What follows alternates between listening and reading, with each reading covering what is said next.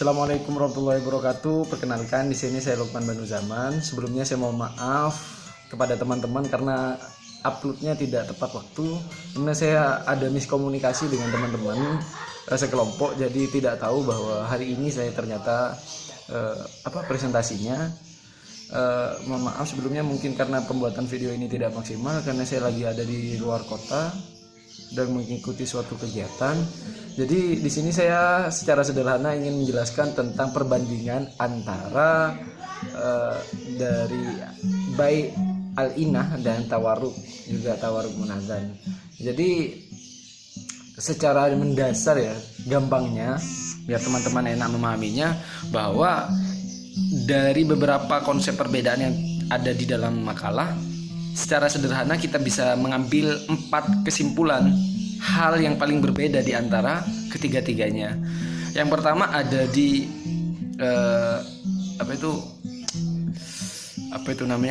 subjeknya ya, subjek yang melakukan baik tersebut. Kalau Al-Inah itu subjeknya hanya terdiri dari 2 orang, kalau Tawarruk itu 3 orang, kalau Tawarruk Munazan itu 4 orang. Sederhana sekali bukan ya? Hanya seperti itu. Terus selanjutnya ada perbandingan dari kesepakatannya. Dari kesepakatannya itu ada suatu perbandingan bahwa di Bai Al-Inah itu hanya tidak ada kalau Bai Al-Inah itu ada sebuah kesepakatan atau MOU. Sederhananya ya. Kalau Tawarruk itu tidak ada MOU, jadi lepas, berjalan alamiah, tidak ada kontraktual yang ditandatangani bersama. Dan yang terakhir itu Tawarruk Munazan itu ada perjanjian di awal, jadi perjanjian itu ada di awal ya. Seperti itu dalam segi perjanjian. Dan yang ketiga itu bagaimana proses dari barang itu akan dijual. Nah, ini yang merupakan sebenarnya menunjukkan bagaimana sistem dari Bai itu berjalan. Di dalam Bai Al-Inah itu barang yang dijual ke kita nanti akan dijual kembali pada orang yang menjualnya tadi.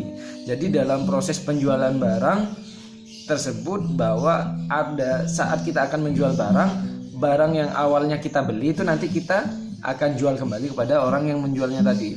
Jadi geraknya hanya di situ-situ aja. Mungkin ada kayak sedikit namanya permainan transaksi di situ. Tapi akan dibahas nanti di perpindahan barang yang ketiga, yang keempat, yang terakhir. Yang selanjutnya itu di Tawarruk, bagaimana barang itu dijual dalam Tawarruk, bahwa kalau di Tawarruk itu dijual sendiri, jadi bebas kita akan menjualnya kemana, itu semua sudah ada di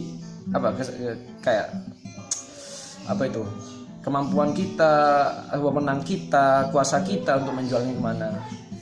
Dan yang terakhir itu Tawarruk Munazan itu beda lagi. Jadi yang menjualkan nanti itu sudah bank. Jadi akan bank yang akan melakukan kegiatan transaksi. Kita memberikan kepercayaan kepada bank untuk melakukan kegiatan transaksi di situ.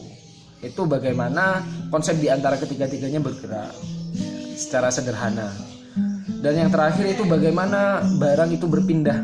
Nah, kalau di sini bagaimana barang itu berpindah, Bai Al-Inah itu tidak ada perpindahan barang. Jadi nggak ada, barang itu tetap tidak berpindah kemana-mana secara komoditas, tapi perpindahannya itu hanya sebatas transaksi. Jadi hanya perpindahan transaksional saja. Jadi kita mempermainkan transaksi, bagaimana memanipulasi data ya. Kalau pada konteks kekinian mungkin kita akan bisa melihat beberapa aplikasi yang menerapkan ini semua, kayak yang kekinian yang sudah di-banned kemarin itu ada Kompas ya, yang sudah mungkin dari teman-teman yang jadi korban kayak Mas Umar, kayak saya ya, korban dari ini semua. Nah, itu ada contoh ini, bagaimana dia hanya memainkan transaksi. Jadi bagaimana dalam Kompas itu kita hanya memesan 18 produk ya tiap hari, dan kita diberikan suatu keuntungan tanpa ada proses pemindahan produk secara komoditas, hanya kayak bermain data transaksi saja di situ. Itu contoh dari Al-Inah. Yang kedua itu tentang Tawarruk. Tawarruk itu tentang kalau Tawarruk itu perpindahannya dua-duanya. Jadi ada perpindahan di barang, ada di komoditas dan transaksi seperti biasanya ya. Jadi kalau kita menjual ini nggak hanya secara transaksional saja yang berpindah, akan tetapi barang juga harus ikut berpindah seperti perdagangan seperti biasanya yang sudah dibenarkan dari ajaran kita ya. Dan itu baik melihat pada bagaimana sistem ekonomi dunia ini agak krisis dan rawan terjadi inflasi, bukan karena apa? Karena ada krisis kepercayaan bagaimana jumlah uang yang beredar itu tidak dijamin dengan sektor real yang ada. Nah, itu berbahaya nantinya karena ini tidak akan menimbulkan sesuatu yang seimbang. Jadi bagaimana Bayul Ina itu ada sebagian ulama yang menolak itu karena pertimbangan dari faktor tersebut. Yang terakhir itu tentang tawaruk munadan. Kalau tawaruk munadan itu juga terjadi tidak terjadi perpindahan barang secara komoditas, tapi secara transaksional di bank. Ini terkait dengan hal yang modern. Yang lebih modern lagi bagaimana sistem perbankan kita menggalakkan ini semua. Mungkin hanya sekian dari saya.